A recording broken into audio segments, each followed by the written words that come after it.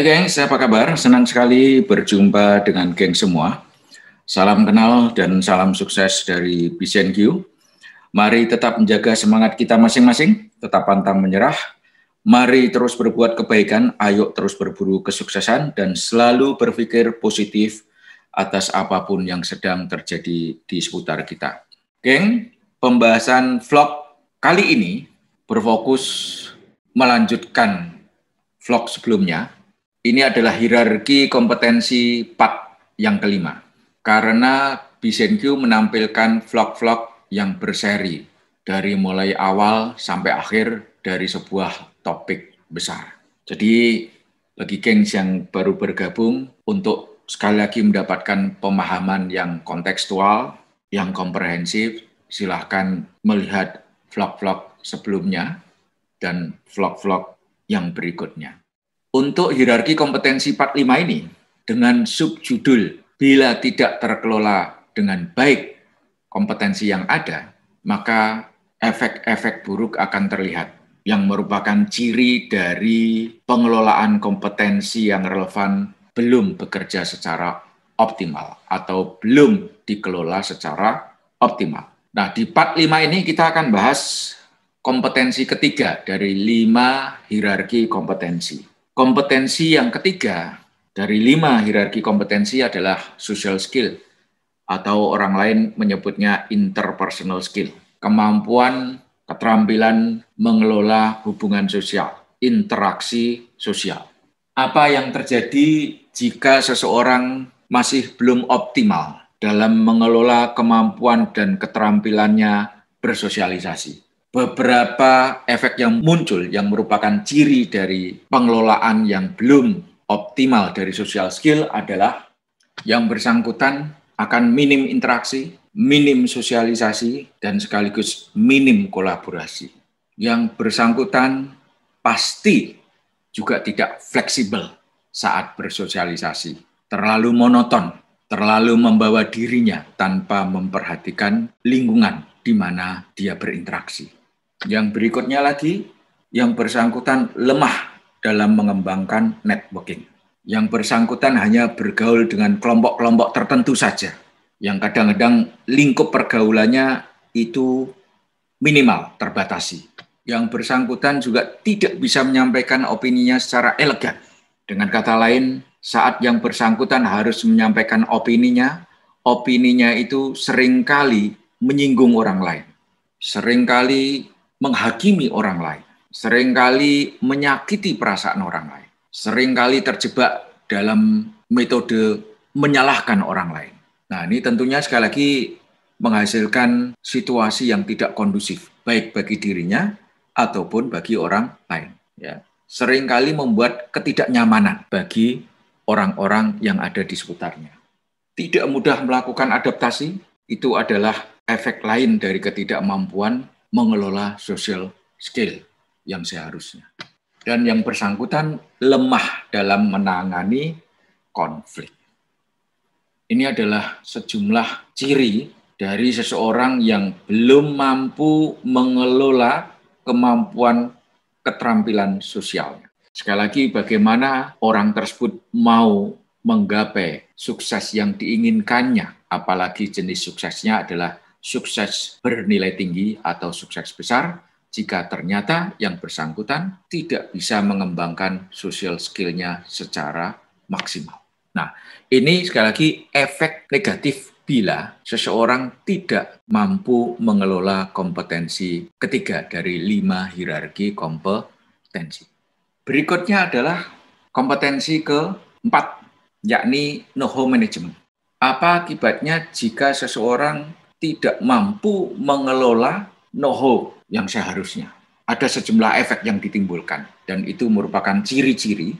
Kalau efek itu muncul, itu merupakan ciri-ciri bahwa yang bersangkutan tidak maksimal, tidak optimal dalam mengelola kompetensi keempatnya dari 5 hierarki kompetensi yang ada. Yang pertama adalah yang bersangkutan tidak mudah beradaptasi dengan hal-hal baru. Hal-hal baru yang dimaksud di sini adalah peralatan baru, sistem yang baru, supporting material yang baru. Jadi yang bersangkutan agak gagap dan bahkan sulit untuk beradaptasi dengan hal-hal yang baru tadi. Apakah itu bentuknya peralatan, apakah itu bentuknya sebuah sistem, apakah itu bentuknya teknologi, atau bentuk supporting material yang lainnya. Akibatnya apa? Kinerjanya pasti terpengaruh, ya, karena tidak mudah beradaptasi dengan hal-hal kekinian, hal-hal yang bersifat kekinian. Yang bersangkutan alergi terhadap perubahan. Padahal perubahan itu selalu terjadi dan sifat perubahan masa kini adalah sangat cepat.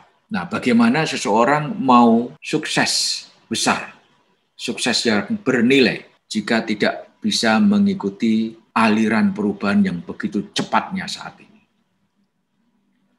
Yang bersangkutan lebih sering merasa cukup, dalam artian yang bersangkutan merasa memiliki pengetahuan yang cukup, memiliki keterampilan yang sudah cukup.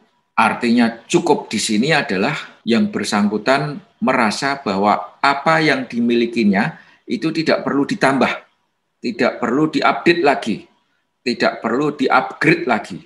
Nah, ini kan pengelolaan know-how yang tidak semestinya. Karena namanya knowledge, namanya keterampilan, itu seringkali cepat mengalami keausan akibat adanya perubahan. Jadi di saat kita merasa cukup memiliki segala-galanya, maka disitulah kita gagal mengelola know-how kita. Yang lucunya, yang seringkali terjadi adalah yang bersangkutan kinerjanya tidak optimum, tapi merasa ilmunya sudah cukup, tidak perlu ditambah, tidak perlu di-upgrade, dan lain sebagainya. Bagaimana mungkin yang bersangkutan tidak mau di-upgrade, tidak mau di-update di saat secara bersamaan yang bersangkutan tidak bisa memenuhi tuntutan yang diinginkan. Nah, ini akibat merasa itu tadi, apa yang dimilikinya itu sudah cukup, nggak perlu ditambah, nggak perlu dirubah. Nah, ini adalah ciri kegagalan dalam mengelola know-how yang ada di dirinya. Yang jelas pasti yang bersangkutan pasti lemah inovasi dan sekaligus lemah kustomisasi. Itu udah jelas. Yang bersangkutan pasti sangat mencintai status quo, ya, karena alergi terhadap perubahan itu udah pasti. Keinginan untuk belajar pasti lemah dan self learning-nya juga pasti lemah. Ini adalah sejumlah efek negatif jika know-how management tidak terkelola dengan baik. Nah, gengs, dari dua kompetensi tersebut, apakah pada saat kita melakukan check and recheck terhadap diri kita sendiri, apakah hal ini juga masuk dari bagian kita? Kalau masuk dari bagian kita, maka sekali lagi, kompetensi yang ketiga dan kompetensi keempat tidak terkelola dengan baik. Maka saatnya kita melakukan perbaikan diri. Karena kalau salah satu dari kompetensi dari 5 hierarki kompetensi lemah, ini akan mengganggu kita untuk bisa mencapai sukses yang kita inginkan. Apalagi suksesnya adalah sukses besar atau sukses bernilai tinggi. Dan kompetensi kelima, gengs, yakni leadership. Kalau ini juga tidak terkelola dengan baik, maka sejumlah efek negatif akan muncul. Di antaranya, tidak ada visi dan goal kepemimpinan. Dan seandainya ada, pasti visi dan goalnya lemah dan cenderung mudah. Berikutnya lagi, saat ada krisis, seringkali yang bersangkutan menyalahkan keadaan ataupun menyalahkan orang lain. Jadi tidak berani ngambil tanggung jawab. Dalam memberikan penilaian, yang bersangkutan seringkali sangat dominan bersifat subjektif. Beliau tidak mampu melakukan penilaian yang objektif terhadap segala sesuatu. Terhadap anak buah pun penilaiannya sangat subjektif. Sehingga seringkali akhirnya muncul anak emas dan anak loyang berdasarkan subjektivitasnya beliau sendiri. Yang lainnya lagi, yang bakal muncul jika seseorang tidak mengelola kepemimpinannya dengan baik, yang bersangkutan cenderung sangat pusing dalam praktek kepemimpinannya, sistem reward dan punishment yang dijalankan tidak proporsional, tidak ada kejelasan, karena beliau sangat subjektif tadi, sehingga akhirnya menimbulkan keresahan. Yang mestinya dapat reward, dapat punishment, yang mestinya dapat punishment mendapatkan reward. Betul-betul tidak proporsional. Itu kalau praktek kepemimpinan tidak dijalankan dengan baik. Yang bersangkutan juga seringkali memainkan peran menuntut. Memang seorang atasan harus menuntut. Tapi dalam konteks ini, sang atasan seringkali menuntut namun tidak memberikan jalan keluar. Jadi anak buahnya dibiarkan sendiri mencari jalan keluarnya. Sehingga akhirnya yang terjadi adalah keresahan. Dan gaya kepemimpinannya terlalu bersandar pada model command and control. Padahal sebagaimana diketahui bahwa sekarang ini dengan berkembangnya generasi sesuai dengan periode tahun kelahiran, generasi Y dan seterusnya, Z Alpha, mereka sangat sensitif terhadap model command and control, lain dengan generasi X dan ke bawah. Nah, bila kemampuan kepemimpinan tidak terkelola dengan baik, maka kita akan terjebak pada situasi-situasi sebagaimana yang terlihat dalam layar monitor. Nah, sekali lagi, kalau itu tidak terkelola dengan baik, maka akan menimbulkan ketidakseimbangan bagi seputarnya, menimbulkan ketidakantusiasan bagi orang-orang di seputarnya. Nah, bagaimana mau menghasilkan hasil yang efektif jika ternyata model kepemimpinannya itu bukanlah menimbulkan antusiasme, tapi menimbulkan keresahan, kebingungan, ya, kepanikan, dan lain sebagainya. Nah, gengs, ini adalah menunjukkan bahwa bila kelima hierarki kompetensi tidak terkelola dengan baik, tidak mungkin seseorang bisa menggapai sukses sebagaimana yang diinginkan. Satu aja kompetensi yang tercederai artinya tidak terkelola dengan baik, maka akan menimbulkan ketidakefektifan dalam upaya untuk menuju sukses yang kita inginkan. Maka gengs, hati-hati, sekali lagi hati-hati, tolong kita lakukan sesering mungkin cek and recheck kompetensi mana di antara kelima kompetensi yang ada ini yang belum berkembang maksimal, ya. Kalau yang belum berkembang maksimal, ayo mulai sekarang kita melakukan proses upgrade diri, meningkatkan kapabilitas, meningkatkan keterampilan kita untuk kompetensi yang belum optimal. Atau jangan-jangan dari 5 kompetensi ini, 5-5-nya kita belum optimal, maka itu kita harus bekerja keras untuk bisa mengelola kelima-limanya ini. Karena syarat sukses adalah kita mampu mengelola kelima hierarki kompetensi yang ada. Semakin sukses yang kita inginkan adalah sukses berkategori besar, bernilai tinggi, maka kita harus bekerja ekstra untuk mengelola kelima kompetensi ini.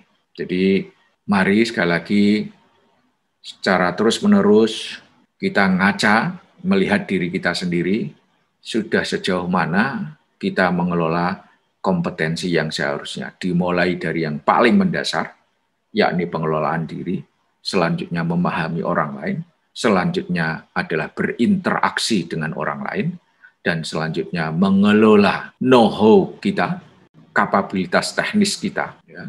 Dan yang terakhir adalah leadership. Oke, geng, silahkan melakukan evaluasi diri masing-masing agar kita dari waktu ke waktu semakin efektif. Geng, sampai di sini terlebih dahulu pembahasan tentang apa yang akan terjadi jika kita tidak bisa mengelola kompetensi yang seharusnya kita kelola dengan baik. Oke, geng, mari tetap mempertahankan semangat kita masing-masing, tetap pantang menyerah. Mari terus berbuat kebaikan, ayo terus berburu kesuksesan, dan selalu berpikir positif atas apapun yang sedang terjadi di sekitar kita, agar dari diri kita selalu terpancar energi positif dimanapun, kapanpun. Gengs, jangan lupa untuk like, subscribe, komen, share vlog ini. Sekali lagi, karena BCNQ pengen menampilkan vlog yang berseri, maka untuk mendapatkan pemahaman yang komprehensif, yang kontekstual, jangan lupa untuk selalu melihat vlog kami sebelumnya dan menantikan vlog-vlog kami setelahnya. Terima kasih, sampai ketemu di lain kesempatan.